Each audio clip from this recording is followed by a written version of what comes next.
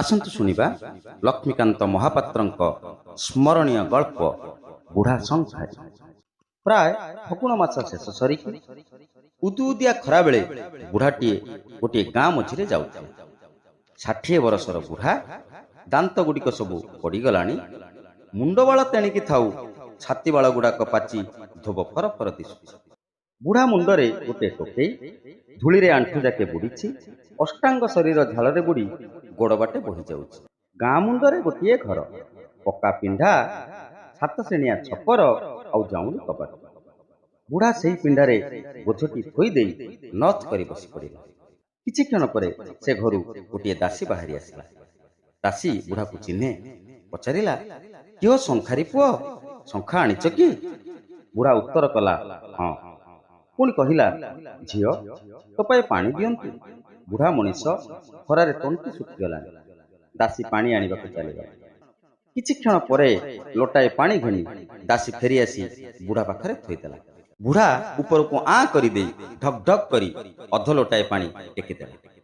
ପାଣି ପିଇ ସାରି ବୁଢ଼ା ଚୌରସ ନିଶ୍ୱାସଟିଏ ମୁହଁ ବାଟେ ପକାଇ କହିଲା, ଝିଅ, ତୋର ବଡ଼ ଧର୍ମ ହେଲା। ଦାସୀ କହିଲା, ହେଉ, ହେଲା ତ ହେଲା ପଛକେ, ଚାଲ, ବହୁ ସାଆନ୍ତାଣୀ ଡାକୁଛନ୍ତି, କେମିତିକା ଶଙ୍ଖା ଅଛି ଦେଖିବେ। ବୁଢ଼ା ଟୋକେଇଟି ନେଇ ଉଠିଲା। ସଦର ଦରଜା ପାରି ହେଲେ ଭିତରକୁ ପକ୍କା, ବାହାର ସାମ୍ନାରେ ଚଉପାଢ଼ି, ବାଁ ପାଖକୁ ଭିତର ଆଡ଼ ଦୁଆର।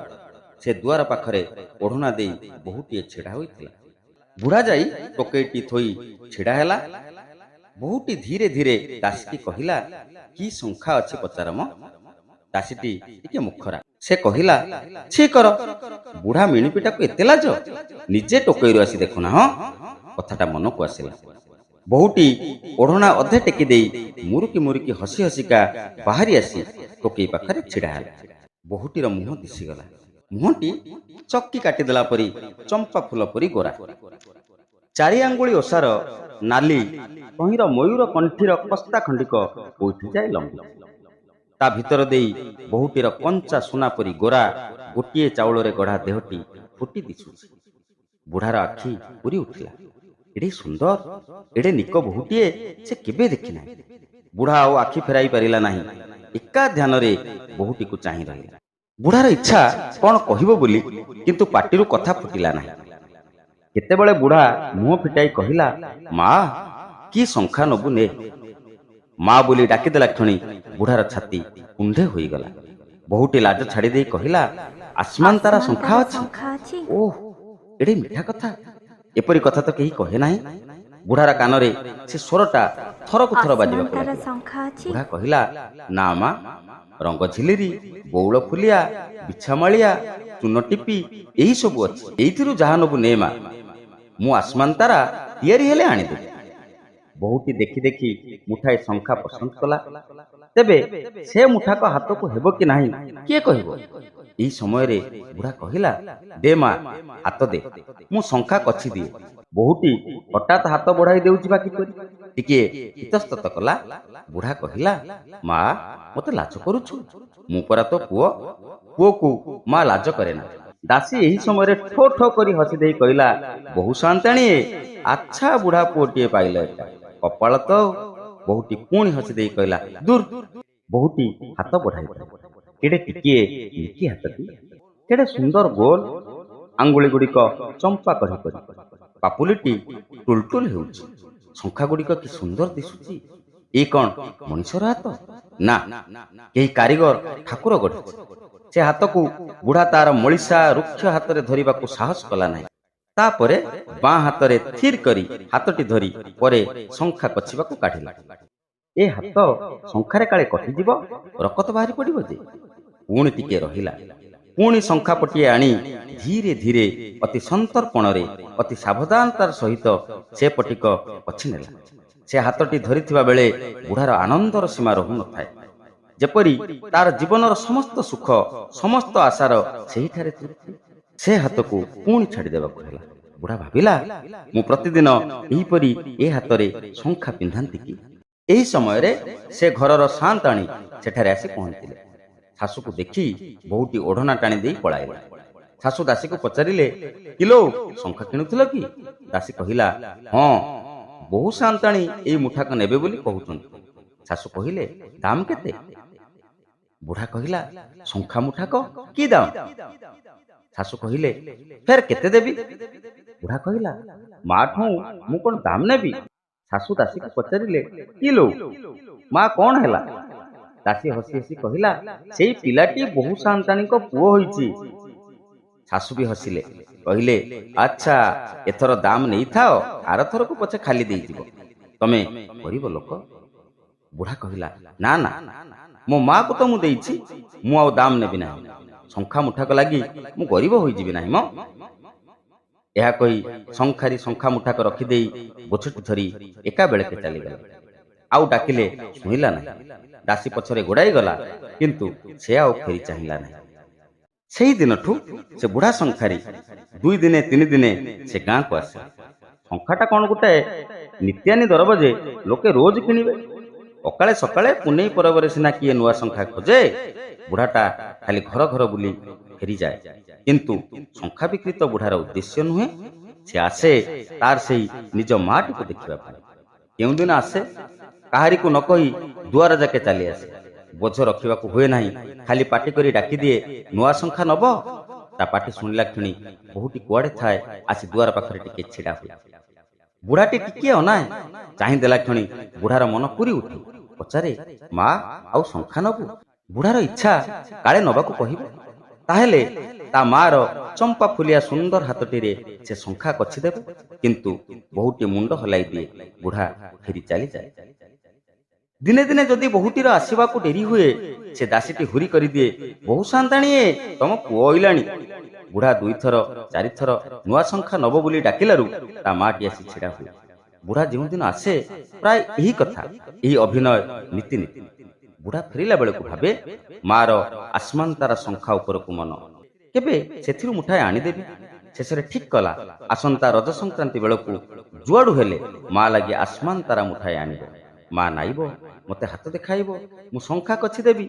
ଏଇଆ ଭାବିଲା କ୍ଷଣି ବୁଢାର ମନ ଭାରି ଉତ୍ଫୁଲ୍ଲିତ ହୋଇଯାଏ। ବୁଢା ରଜ ସଂକ୍ରାନ୍ତିକୁ ଚାହିଁ ରହିଥାଏ। ରଜ ସଂକ୍ରାନ୍ତିଟି ଏଥର ତାର ଭାରି ଆନନ୍ଦର ଦିନ।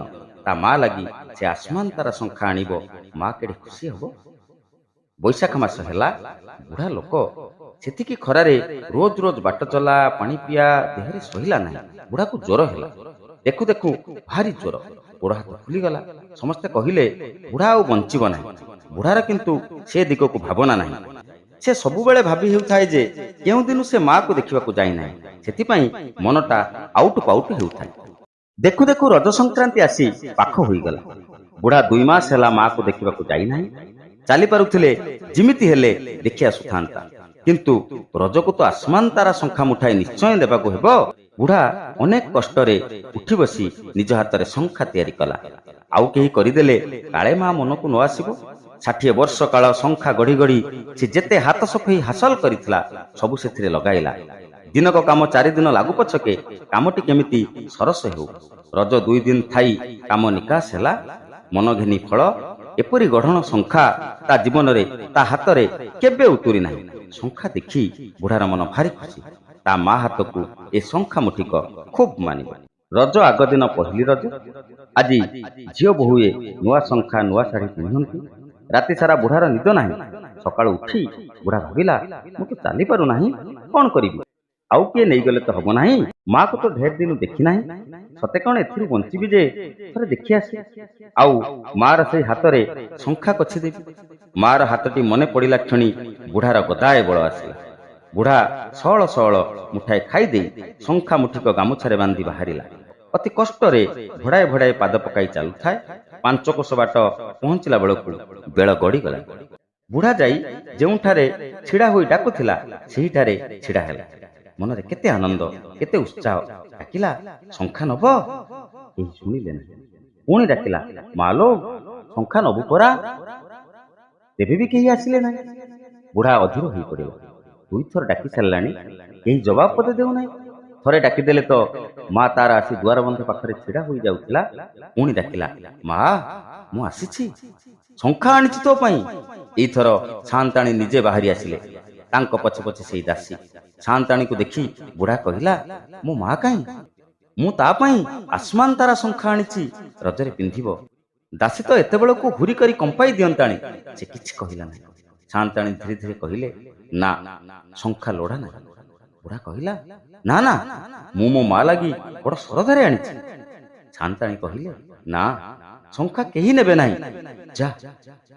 ବୁଢ଼ା କହିଲା, ହଉ, ଶଙ୍ଖା ନ ନେଲେ ନାହିଁ, ମୋ ମାକୁ ଥରେ ଡାକି ଦିଅ, ମୁଁ ଦେଖିବି, କେଉଁ ଦିନରୁ ଦେଖି ନାହିଁ। ସାଆନ୍ତାଣୀ କହିଲେ, ଦେଖା ହୋଇପାରିବ ନାହିଁ। ବୁଢ଼ା ମୁଣ୍ଡରେ ବଜ୍ର ପଡ଼ିଲା। ଦେଖା ହୋଇପାରିବ ନାହିଁ? ମୋ ମାକୁ ମୁଁ ଥରେ ଦେଖିପାରିବି ନାହିଁ? ବୁଢ଼ାର ଆଖି ଛଳ ଛଳ ହୋଇ ଉଠିଲା। ସେ କାନ୍ଦ କାନ୍ଦ ହୋଇ କହିଲା, ଥରଟିଏ ଦେଖିବି ମା, ମୁଁ ଆଉ ବଞ୍ଚିବି ନାହିଁ। ସାଆନ୍ତାଣୀ ଦାସୀକୁ କହିଲେ, ଯା, ବୋଉକୁ ଡାକିଦେ। ଦାସୀ ଚାଲିଗଲା। କିଛି କ୍ଷଣ ପରେ ବୋହୂ ଆସି ଦୁଆର ପାଖରେ ଛିଡ଼ା ହେଲା। ସେଇଠି ସେ ସବୁଦିନ ଛିଡ଼ା ହୁଏ। ଆସିଲା ବେଳକୁ ଝୁମୁର ଝୁମୁର ହୋଇ ଚାଲି ଆସେ। ଛିଡ଼ା ହୋଇ ବୁଢ଼ାକୁ ଚାହିଁ ଦିଏ। ତାର ହସ ହସ ମୁହଁଟି ଦେଖି ବୁଢ଼ାର ଆନନ୍ଦର ସୀମା ରହେ ନାହିଁ। ଆଜି ନିଶବ୍ଦରେ ଆସି ଛିଡ଼ା ହେଲା। ସେ 4 ଆଙ୍ଗୁଳି ଲେଖାଏ ନାଲି, ତହିଁରେ ଶାଢ଼ୀ ନାହିଁ କି କୁମ୍ଭ କିନାରା ଦକ୍ଷିଣ ପାଟ ନାହିଁ। ଗୋଡ଼ 2ଟା ଲଙ୍କଳା, ପିନ୍ଧିଛି ଖଣ୍ଡେ ଧଳା ଥାନ ଲୁଗା। ବୁଢ଼ାର ଦେହ ଥରି ଉଠିଲା, ମୁଣ୍ଡ ଘୂରିଗଲା। ବୁଢ଼ା ଆଖି ବୁଜି ପକାଇଲା। ପୁଣି ଚାହିଁ ଦେଲା ବେଳକୁ ତାର ସେ ହାତଟି ଦିଶିଗଲା, ହାତରେ କିଛି ନାହିଁ। ବୁଢ଼ା ଭୋ ଭୋ କରି ରଡ଼ି କରି ଉଠିଲା। ବୋହୂଟି ଫେରି ପଡ଼ି ଚାଲିଗଲା। ବୁଢ଼ା କହିଲା, ମାଲୋ, ମୁଁ ନ ମରି କାହିଁକି ତୋତେ ଦେଖିବାକୁ ଆସିଲି? ଏଇଆ ଦେଖିବା ଲାଗି ନା ଲୋ ମା। ବୁଢ଼ା ଆଉ କହିପାରିଲା ନାହିଁ। ଗାମୁଛାରୁ ତାର ବଡ଼ ଯତ୍ନର ବଡ଼ ସରଧାର ଶଙ୍ଖା ମୁଠିକ ଫିଟାଇ ପକାଇ ବାହାରେ ଖଚଡ଼ି ଦେଲା। ମୁଠାକ ଯାକ ଶଙ୍ଖା ଚୁନା ହୋଇଗଲା। ତହୁଁ ସେ ଏକା ମୁହାଁ ହୋଇ ଫେରି ଚାଲିଗଲା। ଦାସୀ ଓ ଶାଶୁ ରଡ଼ି କରି ଉଠିଲେ। ଏହା ଥିଲା ଲକ୍ଷ୍ମୀକାନ୍ତ ମହାପାତ୍ରଙ୍କ କାଳଜୟୀ ଏବଂ ସ୍ମରଣୀୟ ଗଳ୍ପ ବୁଢ଼ା ଶଙ୍ଖାରେ। ଆଶା କରୁଛି ଗଳ୍ପଟି ନିଶ୍ଚୟ ଆପଣମାନଙ୍କୁ ଭଲ ଲାଗିଥିବ। ହୃଦୟରେ ଗୋଟିଏ ଲାଇକ୍ କରିବେ ଏବଂ ଏ ଭିଡ଼ିଓକୁ ବହୁ ମାତ୍ରାରେ ଆପଣଙ୍କର ଅନ୍ୟ ବନ୍ଧୁବର୍ଗଙ୍କୁ ନିଶ୍ଚିତ ସେୟାର କରିବେ, ଯଦ୍ୱାରା ସେମାନେ ମଧ୍ୟ ଲକ୍ଷ୍ମୀକାନ୍ତ ମହାପାତ୍ରଙ୍କ ଏହି ସ୍ମରଣୀୟ ଗଳ୍ପ ବୁଢ଼ା ଶଙ୍ଖାରଟିକୁ ଶୁଣିପାରିବେ ଏବଂ ଏ ଗଳ୍ପର ମାର୍ମିକତାକୁ ଅନୁଭବ କରିପାରିବେ। ବର୍ତ୍ତମାନ ପାଇଁ ଏଇଠି ରହିବା। ଧନ୍ୟବାଦ, ନମସ୍କାର।